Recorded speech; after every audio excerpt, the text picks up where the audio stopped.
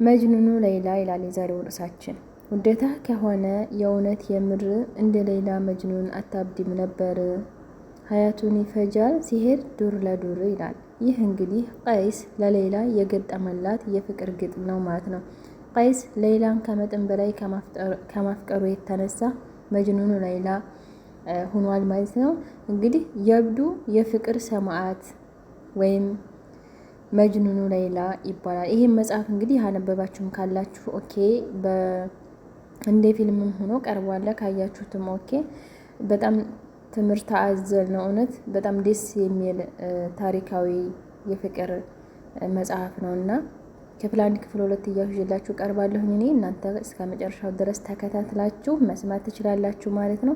አሰላሙ አለይኩም ወራህመቱላሂ ወበረካቱ። ውድና የተከበራችሁ የቻናሌ ተከታታዮች እንዴት ናችሁ? ውድ ቤተሰቦች እኔ ደህና ነኝ አልሐምዱሊላህ። ዛሬ እንግዲህ መጅኑኑ ሌይላ የተሰኘው መጽሐፍ የፍቅር ታሪክ ይዤላችሁ መጥቻለሁ ማለት ነው። መግቢያ ላይ እንደነገርኳችሁ እንግዲህ ቀይስ ሌይላን ከመጠን በላይ ከማፍቀሩ የተነሳ መጅኑኑ ሌይላ የተባለው መጽሐፍ በዚህ መልኩ ይዤላችሁ እመጣለሁ ማለት ነው። ለመግቢያ ወይም ለመንደርደሪያ ያክል ታሪኩ ከሚጀምርበት ትንሽ ጠቀስ አድርጌ ለእኛም ይጠቅመናል ትምህርት አዘል ነው ካልኩበት ርዕስ ተመንደርደሪያ ጀምራለሁ ማለት ነው። የታሪኩ መቼት ይላል። እነሆ ስለ መጅኑን ሌይላ ልናወራ ነው።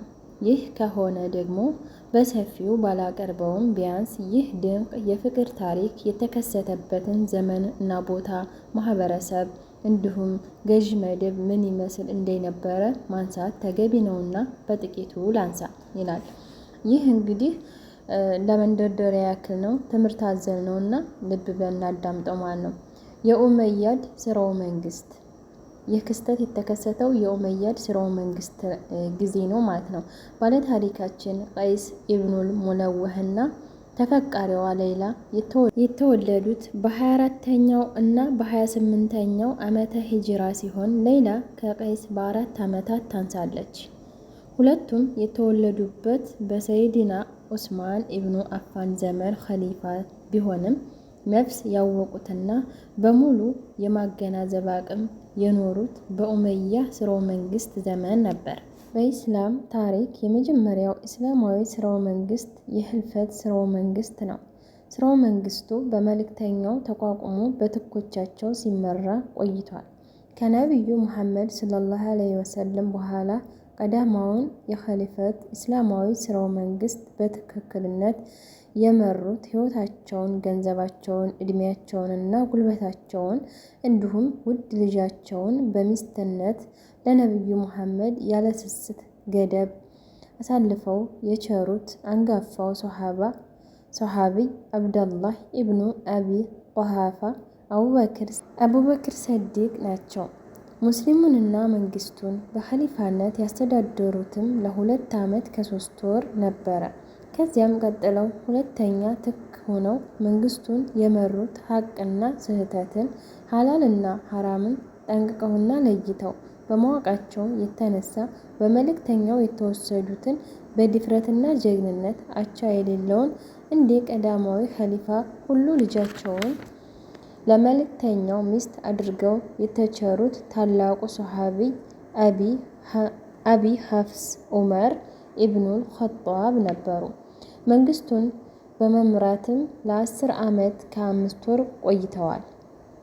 አስከትለው የመንግስቱን በረት ስልጣን የተረከቡት ደግሞ መላእክት ሳይቀር የተሽቆጠቆጠላቸው የነበሩት የነቢዩን 2 ሴት ልጆች የማግባትን እድል የተጎናጸፉት አዛኙና የቸርነት ተምሳሌት ሰይድና አቢ አብደላህ ዑስማን ኢብኑ አፋን ነበሩ።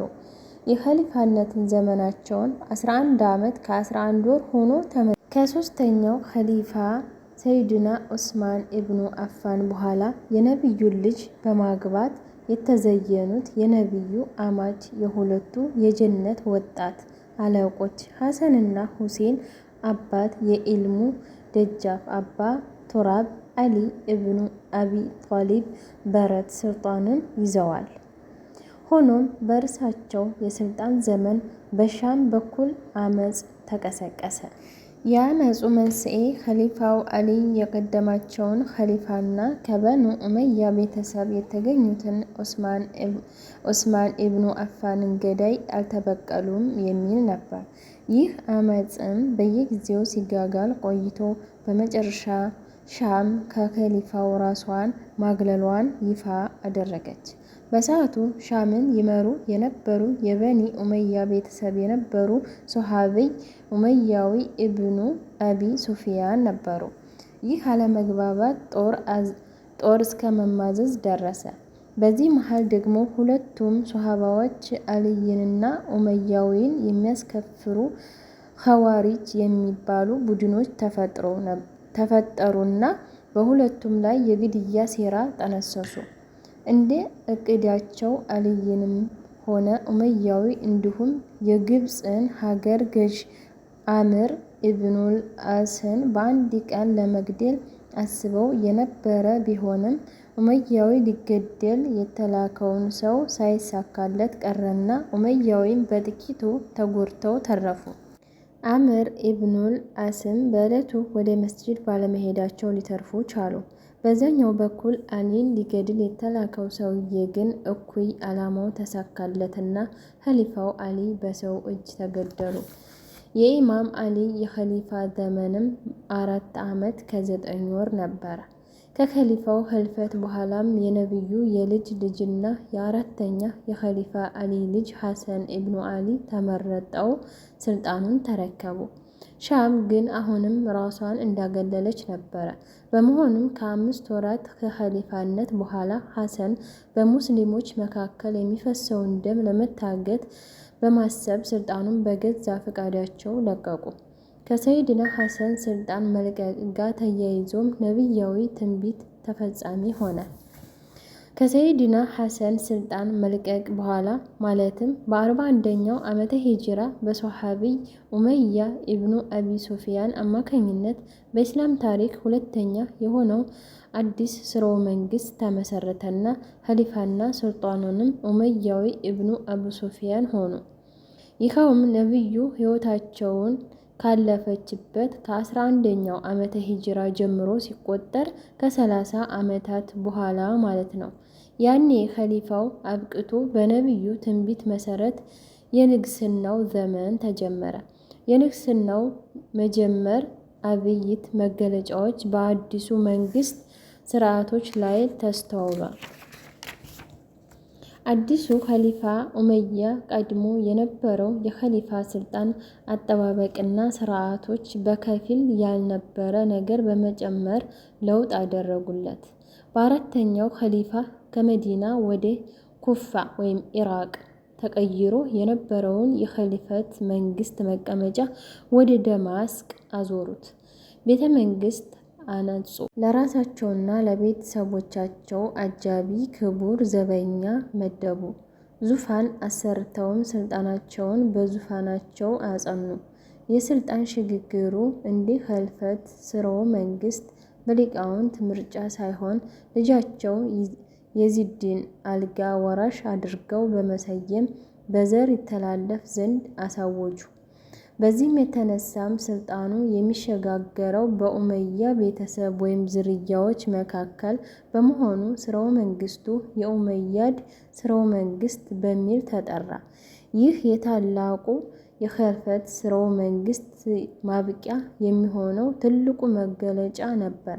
ከዚህም ጊዜ በኋላ ኸሊፋዎች በተቀያየሩ ቁጥር የኸሊፋ ስርዓት በርካታ ለውጥ እየተደረገለት ቆይቷል። የኡመያ ስርወ መንግስት ዓለም ላይ ተጽዕኖ ፈጥረው ካሉ ታላላቅ መንግስታት አንዱ ለመሆን ችሏል። በሰዓቱ የነበረው ግዛት ማስፋፋትም የሚያስገርም ነበር። ስርወ መንግስቱ በ10ኛው ኸሊፋ ሂሻም በሚል አብደልመሊክ ዘመን ግዛቱ በምስራቅ እስከ ቻይና፣ ምዕራብ እስከ ፈረንሳይ ተለጥጦ ነበር። አፍሪካ፣ ህንድ፣ ሲንድና ስፔንም ወደ ግዛታቸው ለመጠቃለል ችለው ነበር። የኡመያ ስርወ መንግስት ርዕሰ መዲናውን ወደ ሶሪያ ደማስቅ በማዞር በርካታ ነገሮችን ለዋውጠዋል። ጊዜው ለመላው አረብ ወደ ስልጣኔ እየተነሳና በከፍተኛ ደረጃ ሁለንተናዊ ለውጥ እያሳየ የነበረበት ወቅት ነው። ይህ ለውጥ ግን እጅግ ገጠራማ የሆኑት ቦታዎች በከተሞች እኩል ይራመድ አልነበረም። ከነዚህም ገጠራማና የስልጣኔ ብርሃን ከሩቅ በጭላንጭል ብቻ ይመለከቱ ከነበሩት ሀገራት ስፍራዎች አንዱ ቀይስና ሌላ ተወልደው ያደጉበት በሂጃዝ አውራጃ የሚገኘው ነጂድ የተሰኘው በአሁኗ የሳውዲ አረቢያ ርዕሰ መዲና ሪያድ አቅራቢያ ያለ ክልል ነው። ውድና የተከበራችሁ የቻናሌ ተከታታዮች እንግዲህ ታሪኩ መንደርደሪያውን ይሄንን ሰው ስለሚጠቅምና ያቀረብኩላችሁ፣ ቀስ በቀስ ወደ ዋናው ሌላና ቀይስ እንገባለን ታሪክ ማለት ነው። ላይክ፣ ሼር፣ ሰብስክራይብ እያደረጋችሁ ቪዲዮውን እስከ መጨረሻው እየተከታተላችሁ ታሪኩን ቋጩት ማለት ነው። እስከ መጨረሻው እኔ ተከታታይ አድርጌ ያቀርባለሁ። አብራችሁ ስለቆያችሁ እጅግ በጣም አድርጌ አመሰግናለሁ። እንግዲህ ቀጣውን ይዤ እመጣለሁ ማለት ነው።